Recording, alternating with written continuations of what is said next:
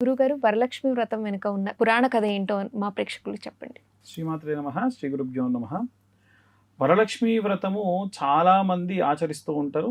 ఈ కథ వృత్తాంతం చెప్పేదానికంటే మునుపు ఒక చిన్న డిక్లరేషన్ ఏంటంటే, వరలక్ష్మి వ్రతం మాకు లేదు, మేము ఆచరించము అనేటువంటి వాళ్ళు చాలామంది ఉన్నారు. వరలక్ష్మి వ్రతానికి సంబంధించి గనక మీకు ఆనవాయితీ లేకుంటే జరుపుకోవాల్సిన అవసరం లేదు, కానీ జరుపుకోవడం వల్ల దోషం ఏమీ కాదు. ఇప్పుడు నాకు కష్టం వచ్చింది, నాకు దెబ్బ తగిలింది, అమ్మా అని అంటాం, అంతేనా? కష్టం వచ్చినప్పుడు తల్లిని నేను తలుచుకునేటప్పుడు, అరే ఇంతమంది ఉన్నారు ఇక్కడ, నేను గట్టిగా ఏడవకూడదు, అరవకూడదు, మా అమ్మని నేను తలుచుకోకూడదు అనేటువంటి నియమం ఎక్కడ ఉంటుందా? ఇక్కడ ఉండదు. వరలక్ష్మి వ్రతం కూడా అలాంటిదే. మీకు అటువంటిది లేకపోతే మీరేమైనా వాయనాలు ఇవ్వడము, అంటే ముత్తైదులకు ఇచ్చేటువంటి వాయనం అంటారు, అవి ఇవ్వడం కానీ, లేదా ఇంకా ఇతరత్ర మీరేమైనా చేసేటువంటి క్రతువులు తగ్గించుకోవచ్చు తప్ప వ్రతం చెయ్యకూడదు అని ఎక్కడా లేదు, ఎవ్వరైనా చేసుకోవచ్చు. చాలామందికి ఉన్న సందేహం ఏంటంటే, ఫలానా రోజు మేము వ్రతం ఆచరిస్తే మా ఇంట మా బంధువుల్లో ఎవరో ఒకరు గతించారు, లేదు మరొకసారి చేద్దామని యోచించినా ఇంకెవరికో ఒంట్లో బాగాలేదు, ఇక మేము వ్రతాలు చేయొద్దు. ఇవే కాదు, కొంతమంది ఏ వ్రతాలు చేయరు, తప్పు. అది యాదృచ్ఛికంగా జరిగి ఉండొచ్చు. దానికి బోడిగుండుకు మోకాలకు ముడిపెట్టినట్టు వాటిని ముడిపెట్టి వ్రతాలు చేసుకోవడం మానేయడం వల్ల ఇంట్లో ధార్మిక సిద్ధాంతం అనేటువంటిది తగ్గిపోతుంది. కాబట్టి వీలైనంత వరకు వ్రతాలు చేసుకోవడం ఎటువంటి తప్పు లేదు, శాస్త్రం చెప్తున్నటువంటిది, ఏ బాలచంద్ర శర్మో లేకుంటే ఇంకెవరో చెప్పిన విషయం కాదు ఇది.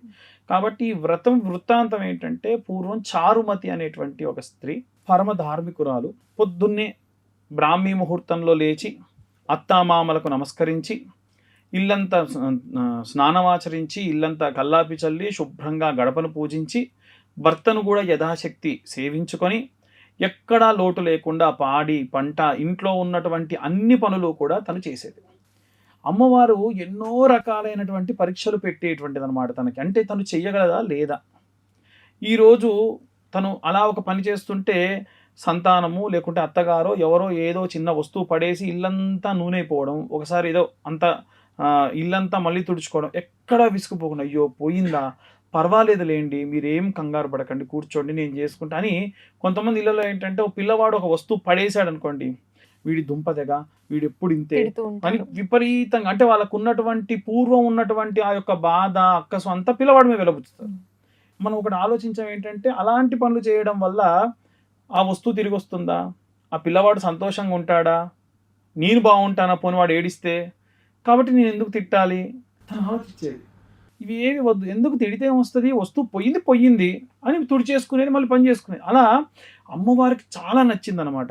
సంతోషించి తన స్వప్నమునందు దర్శనమిచ్చి ఏమని చెప్పింది, అమ్మ నీ యొక్క భక్తికి మెచ్చా, ఈ యొక్క శ్రావణ మాసంలో వచ్చేటువంటి శుక్రవారం నాడు విశేషంగా ఈ యొక్క వరలక్ష్మి వ్రతాన్ని ఆచరించు, వీలైనంత మంది ముత్తైదువులందరినీ కూడా పిలిచి నీ శక్తి మేరకు వాళ్ళ పాదాలకి వాళ్ళ కాళ్ళకు పసుపు రాసి వాళ్ళందరితో కూడా నీతో పాటు, ఒక్కదానివే కాకుండా నీతో పాటు వారందరికీ కూడా ఈ యొక్క వ్రతాన్ని ఆచరింపచేయి అంటే, ఒక ఇద్దరునో ముగ్గురునో ఐదుగురునో కదా. తినేం చేసింది, నిజమే కదా అమ్మవారు చెప్పింది, నేను ఒక్కదాన్నే కాకుండా అందరూ చేసుకోవాలని చెప్పి, తనకున్న పనులు తనకుంటాయి, ఇంకా అవి కాకుండా ఏ పేరెంటానికో వెళ్ళినప్పుడు ఒకరితో ఒకరితో ఒకరితో ఒకరితో అందరికీ చెప్పింది. రాజ్యంలో ఉన్న ఏ స్త్రీమూర్తికి కూడా చెప్పలేదని లేదనమాట, అందరికి చెప్పింది. ఏమని, నేను వ్రతం చేస్తున్నా, మీరు రండి చేసుకుందాం. అందరికి ఆశ్చర్యం ఏంటంటే, 180, 130, 180, 230 ఇల్లు ఉన్నటువంటి ఆ యొక్క గ్రామంలో ఏమిటి ఇంతమందికి ఎలా చెప్పింది, ఇంతమంది వెళ్తే తను ఎట్లా సేవిస్తుంది అనేటువంటి ఒక ఉంటుంది కదా.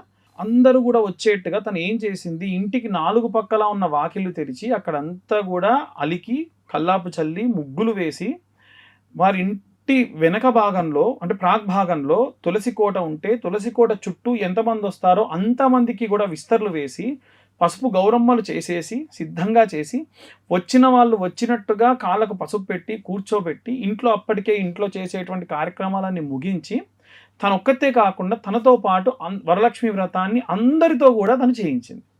ఇలా చేసిన తర్వాతకి విశేషంగా అమ్మవారు సంతృష్టురాలయ్యి, వీళ్ళంతా వ్రతం చేసిన తర్వాతకి ప్రదక్షిణాలు చేయాలి కదా, ఆ గౌరమ్మలన్నీ తీసుకెళ్ళి తులసి కోట దగ్గర పెట్టేసి అందరూ ప్రదక్షిణ చేయడం ప్రారంభించారు. ఈ ప్రదక్షిణ చేస్తున్న కారణం చేత ఒక్కొక్క ప్రదక్షిణానికి ఒక్కొక్క అద్భుతం జరిగింది. కాళ్ళకున్నటువంటి పట్టీలు బంగారు పట్టీలుగా మారిపోయినాయి కొంతమందికి 7 వారాల నగలు వచ్చేసినాయి వారి వారి భక్తి మేరకు.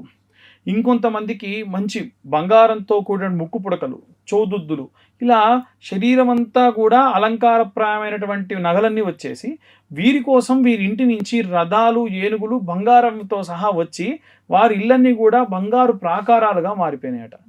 ఇదంతా కూడా అమ్మవారికి ఆ యొక్క కైలాసంలో ఉన్న పార్వతీదేవికి ఈ నగరానికి తీసుకొచ్చి ఈ నగరం అంతా బంగారంగా ఎందుకు మారిందని చెప్పి స్వామివారు చెప్తూ ఉన్నారు. వాళ్ళందరూ కూడా ఏం చెప్పారంటే, అమ్మ చారుమతి, నీకొచ్చినటువంటి నీ యొక్క వరాన్ని నీ ఒక్కదానివే కాకుండా మా అందరికీ ఈ వర లక్ష్మీ రూపంలో ఇచ్చావు కాబట్టి నీవు ఈ యొక్క భూమండలం ఉన్నంత కాలం కూడా యథార్థంగా ఉంటావు. అంటే ఆ చారుమతి అనేటువంటి స్త్రీ కాలంలో కలిసిపోయి ఉండొచ్చు, కానీ ఇప్పటికీ నేను ఈ విషయం చెబుతున్నంతసేపు మీ మైండ్లో అందరికీ ఏం గుర్తొస్తుందనంటే, చారుమతి అనేటువంటి స్త్రీ ఒక 20 సంవత్సరాలు 21 సంవత్సరాల వయసులో ఉన్న స్త్రీ తనందరికీ చేసిందని బ్రతికే ఉన్నట్టుగా ఉంది కదా. అదే ఆమెకున్నటువంటి వరం.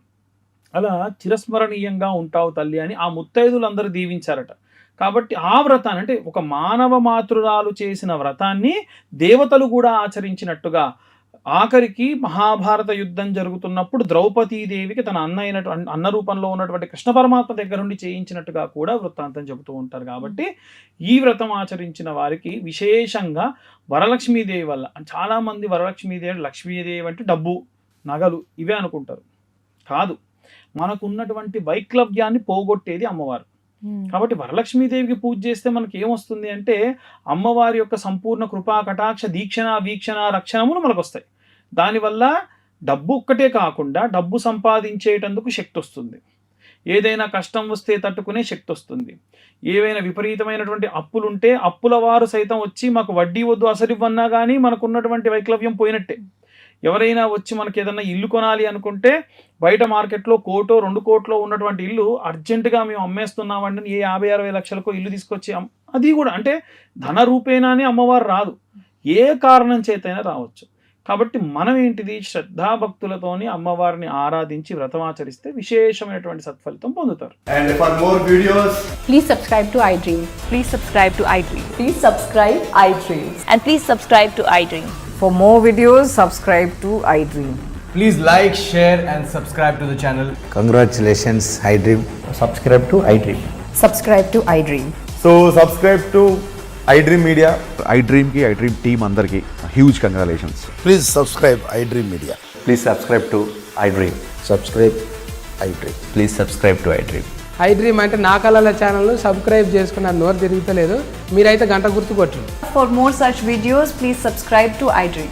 Subscribe to iDream. Please subscribe to iDream. Please subscribe iDream Media. Please do subscribe to iDream. Please subscribe to iDream Media. For best entertainment and information, please subscribe iDream. And don't forget to subscribe to iDream.